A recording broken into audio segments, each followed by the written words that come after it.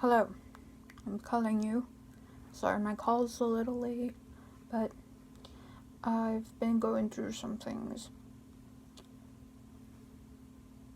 So, one of them is I relapsed, and I originally didn't want to talk about it because,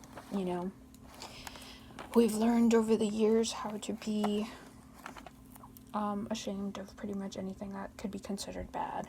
But I don't want to be like that. And I also thought it's going to happen to most of us at one point when you're trying to get better.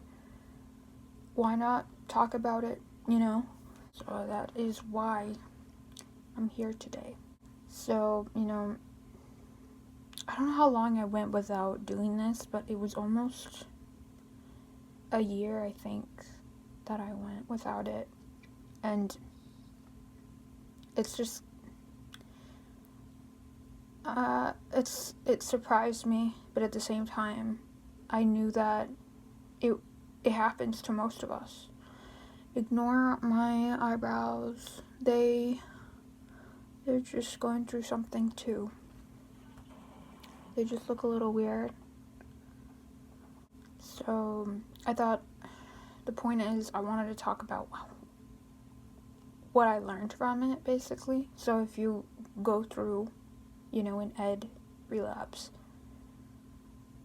I want to show you what I did to kind of not get stuck in a cycle, because it's so easy to be like, I already messed up, might as well keep doing it, but I'm not doing that.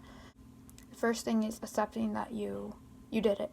Okay, so like when I first did it, I was just like, I really did do that. Just getting that out of the way and not being like, denying it to yourself even, and I didn't really deny it to myself at first. It was more of like, I was just surprised. Like, I didn't think I would, because I'm a very stubborn person, so I knew Ed would have a harder time with convincing me to listen again. So I was kind of surprised I did it. Even now I'm kind of like, really, So yeah, first thing I did is kind of like, okay, it happened, and the next thing is what I really needed to do, and that is get back up. Get back up from it and don't stay down, basically. Because if you don't know about this, when we purge, or when we do something like this, every time, even when you do it like you're not recovering, every time you do it, afterward you always feel like shit. There's a sudden feeling of like the stress is gone, but you still feel like it's depression. It's depressive because you shouldn't be doing this. So when I was going through that, I told myself it's okay. Like I just gotta get back up. I fell down. I don't fall often, but let's just keep going. Don't just stay on the floor or whatever. So that was what I did. Next thing I realized too is it didn't really help me. If you're trying to recover, I don't know if you agree with this or not, but for me, it really didn't help me. And I think maybe that's why it was important for me to go through it, like relapse, to go backwards, because it didn't serve its purpose it used to. Like, I didn't feel, it didn't really help me cope anymore. It's not my way of coping anymore. And there's some power towards that feeling, knowing that something so negative and like so bad for your health doesn't do much for you anymore. Like, it really doesn't. So I think that, that's what I learned from it. So being sad, it's normal to be sad about it, but I wouldn't, at first I was calling myself a failure, like, you let so many people down, you failed. But then I realized that's Ed talking.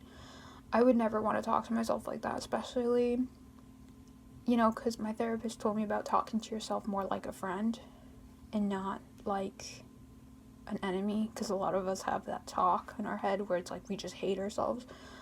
So I stopped doing that, and I started to say, like, it's bad that you did it. It's not healthy. But let's not dwell on that. Let's just start trying to figure out what went wrong so we can change it and keep heading for the right direction instead of backwards, you know? So just acknowledging the negatives, knowing that they exist, and just trying to focus on the positives. And for me, it was that, like, it didn't serve a purpose. It really didn't help me anymore. You know, the interesting thing too is I searched it up because I thought it was something strange. It was something, you know, like, I thought it was weird that it kind of helped me realize more than I just didn't think it would serve a purpose, relapsing. But when I searched it up, I found something that helped me notice that it does make sense. So basically, it helped me pinpoint what led me to it and why it doesn't help me anymore, basically. And I can if I find the screenshot of searching it up, I'll put it like right here or somewhere. But if I can't find it, it's basically what it said. Like, sometimes relapses help you realize what led to it there and what's, like, causing, you know, you to still do that. What specific things. And because of that, you know, I found out, I'm touching it. I found out what led me to it, and I can avoid it. For example, it's specific people that I don't mix well with. For me, it's not like really that person in general, it's more of that like disrespect. Basically, I saw somebody disrespect another person. I jumped in, I couldn't do it. I walked away because my therapist said you can't keep trying to save, you know, the people that, you know, you can't just prevent fighting, basically. I can't stop the fighting. It takes a lot for me. So she tells me that if you can't do it, leave, protect yourself. So I did it, and I felt extremely guilty about it. I couldn't stop the anger in the room, so I left, and that's what caused me the stress. I could still hear it. Disrespect towards somebody that I really don't think deserves it really gets under my skin. Like, it really bothers me when someone talks down at somebody, and I think it has to do with, you know, like, if you know how bullies make bullies? If they don't make bullies, they make people that try to save others from what they went through.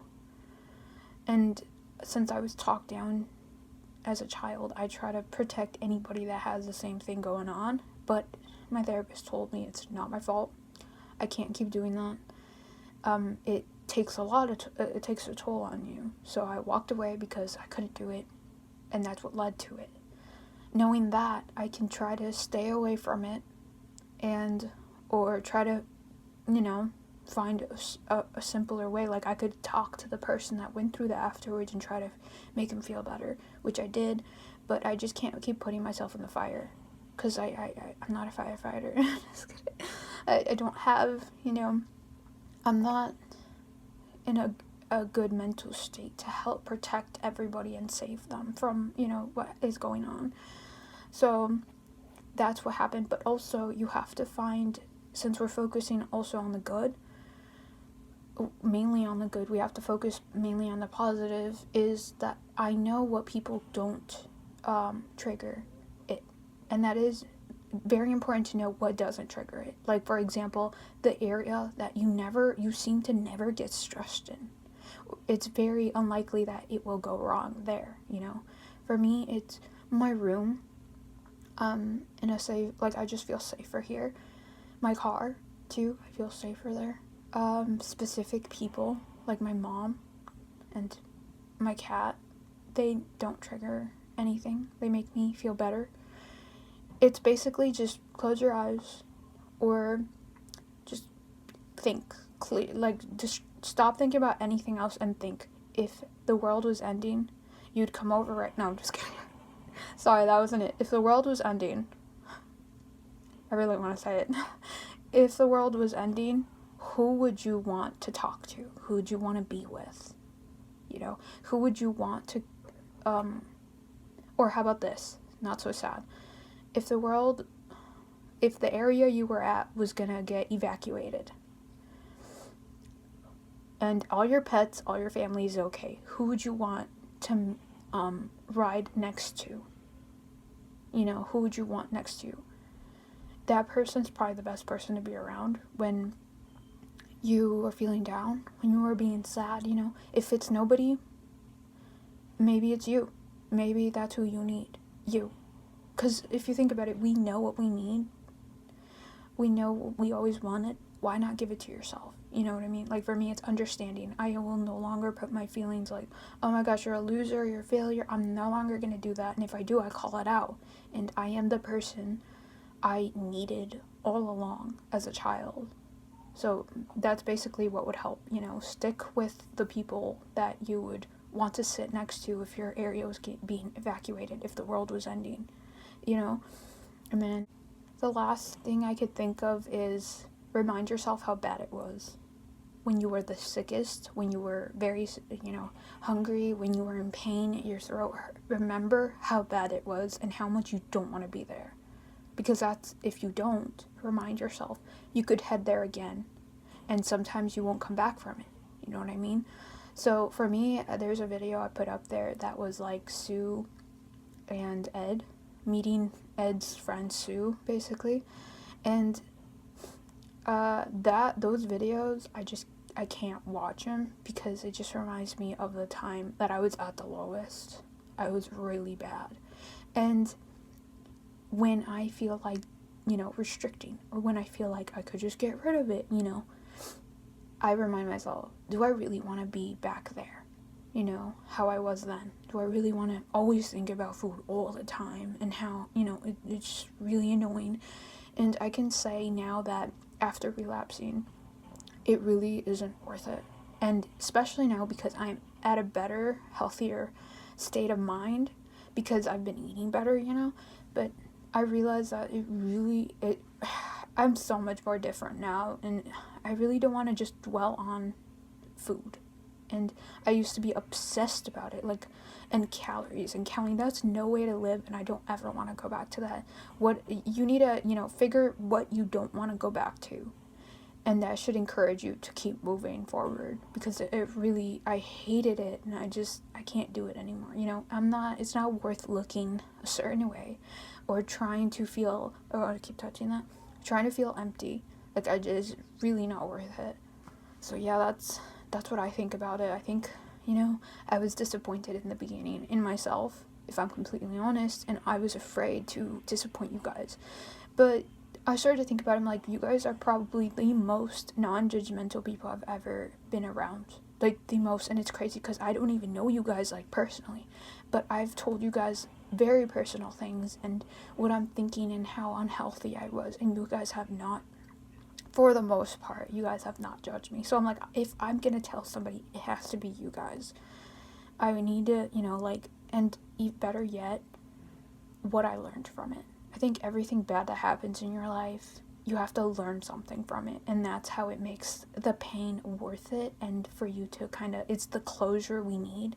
Because if you think about it, we never get an actual closure we expected from anybody that does us wrong or whatever.